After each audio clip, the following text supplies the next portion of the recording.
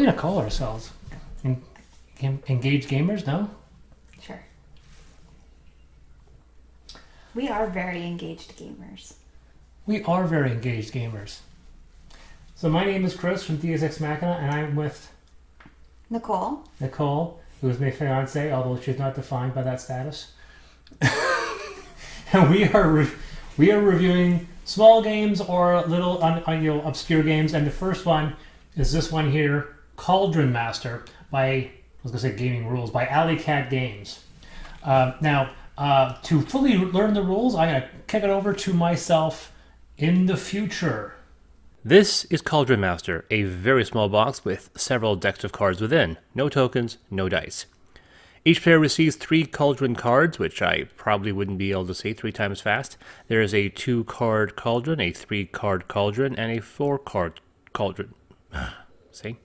Each player also receives the same 5 witch cards, which I'll put down in the incorrect order. Let's try that again. We have the Apprentice, the Mage, the Herbalist, the Shaman, and the Goddess. Apologies for the glare. The lower numbers activate sooner but accomplish less. The higher numbers activate later but can accomplish more. A traditional, simultaneous action selection game. Each player also receives 1 random recipe card, which can net bonus points when a filled cauldron is emptied. They are the only random element to distinguish each player. If cards in a cauldron match those on any of the 3 rows of your recipe card, score additional points. There is also the Favor of Hecate card given to each player. Hecate? Hecate?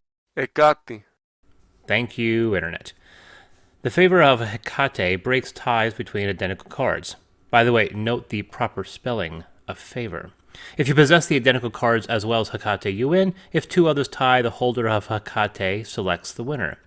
Depending on player count, lay down the ingredient cards. In this case, for 2 players, 2x4 face up. We see a variety of different names, but only 3 different symbols. Red skulls, orange moons, green chevrons. Pink hearts, orange stars, yellow moons, green clovers. Yes, very funny. And yeah, I swear I did shuffle these cards.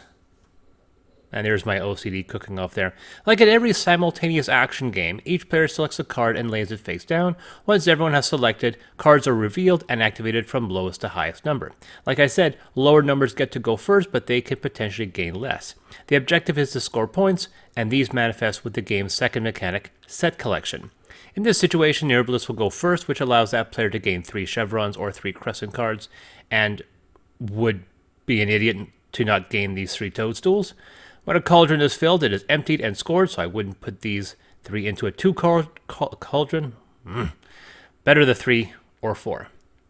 In the 3, it would be emptied immediately and score points, and we can see with 3 identical cards, we would gain 12 points. If it had been 2 toadstools, it'd be 6. We could put it in the 4 cauldron, but we would need another card to finish that cauldron. But maybe we would get a 4th toadstool and increase the final points to 20. The set collection has nothing to do with the recipe card. The set is based on the card name. The recipe is based on the card type. So these 3 cards score points for the set, but not for the recipe. If we had 2 chevrons and 1 crescent, no matter the collection of cards, we would receive 2 bonus points for that cauldron. But in this case, we'll place them in the 3 and score 12 points, which we employ this scoring tracker for.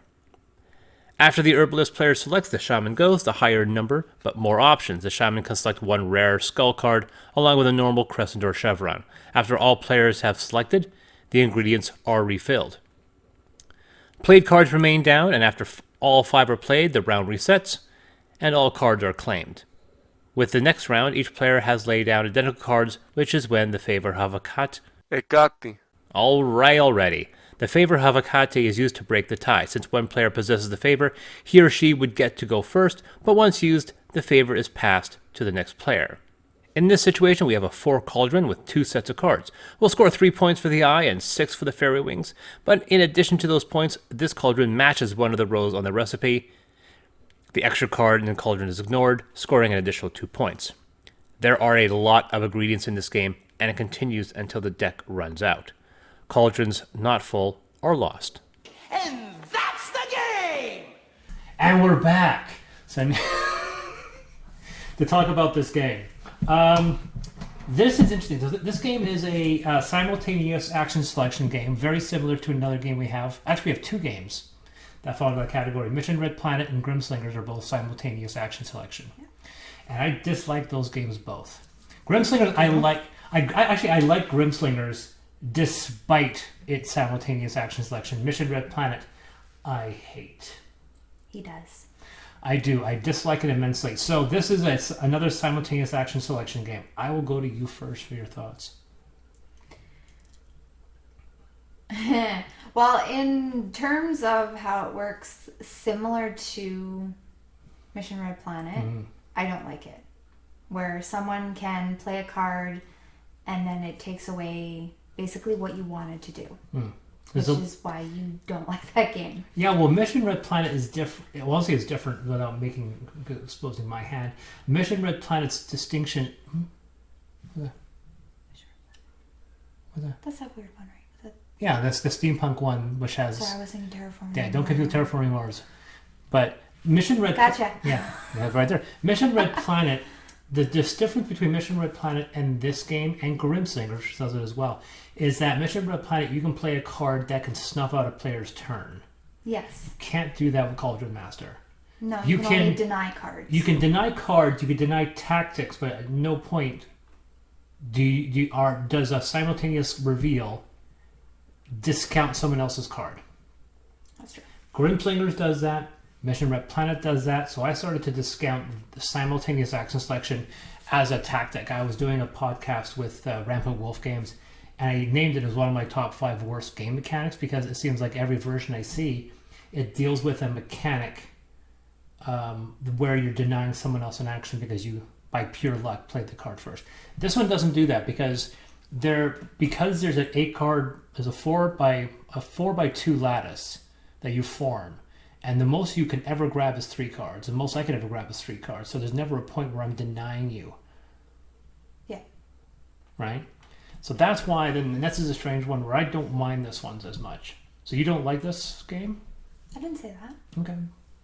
I said I did not like that part of it where someone could deny you the cards that you want. Right. But on the other hand, I find the game quite entertaining. Being able to strategize. And it's very simple. No strategy to be held. The point system is a little confusing to figure out. Yeah. What do you think of the art style? I don't mind it actually because it's not too gruesome, but it's not too childish. Yeah, it's still got the Eye of Newt, Pig's Foot, and all that stuff. It's a pocket game. It's very simplistic. I mean, it does it in just 2 decks of cards.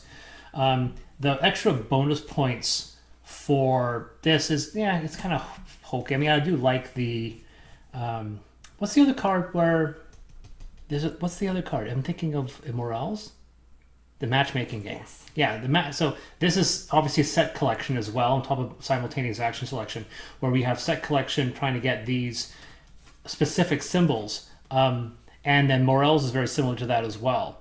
The only difference is, and this is the other thing I like about this game, a lot of these set collection games I've also seen, especially ones with lower player counts, is that they make you take cards out, right? Like in Morels, you cut out a whole bunch of cards, right?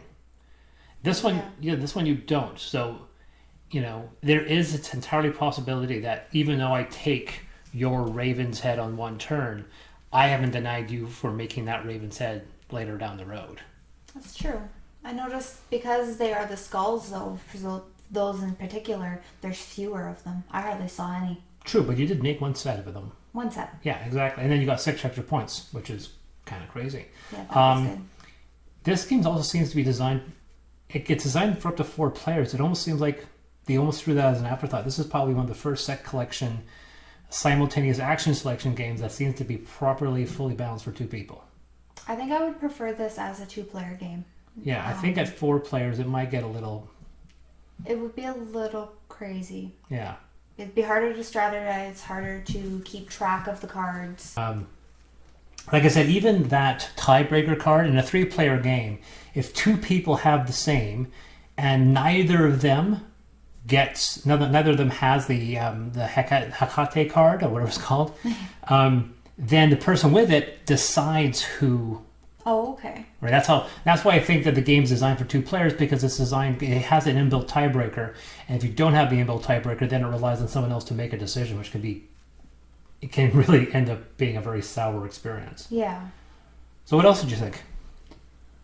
Overall, I have to say I really enjoyed the game. I mean, it's not a long game. No, it's quite quick. And It says 15 to 20 minutes, and it's absolutely right. 15 minutes. You think there's a lot of cards, but when you're picking up 5 to 6 cards every turn, you only get about 3 circulations of your hand before it's over. Mm-hmm. I think my biggest issue with the game is revealing these additional point cards. Because when you get to reveal them, that means someone else can deny you getting the cards that you want because they know what you want. Yeah, because the game doesn't say specifically whether or not these are revealed or not. It seems to imply that they are revealed. Mm-hmm. But that also being said, when we've had our games, they've been pretty close. I mean, I only got you by 1 point in your last game. 1 point. But you also made us calculate the points wrong. Yeah, but that being said, I think as long as we kept it consistent, I think it's still a fair game. Yeah. So, out of 10, what would you give this game? Probably an 8. I give it about a 7, which I still think is praise for me. Just because, in a pocket-sized game, I definitely give it probably a 7. With 10 being something like Odin's Ravens is a small pocket-sized 2-player game, I give that a 9 or a 10. Yeah. This one gets a 7. So, and you give it an 8? Probably an 8. Okay, just because it's nice to have something that's small, fast, easy to play. All right, well, there you go. That's Cauldron Master. I've been Chris. And Nicole. Well, thank you. We'll see you guys later. Oh. What? I can imagine someone's have a comment of, someone's where's gonna the say, ring? "Where's the ring?"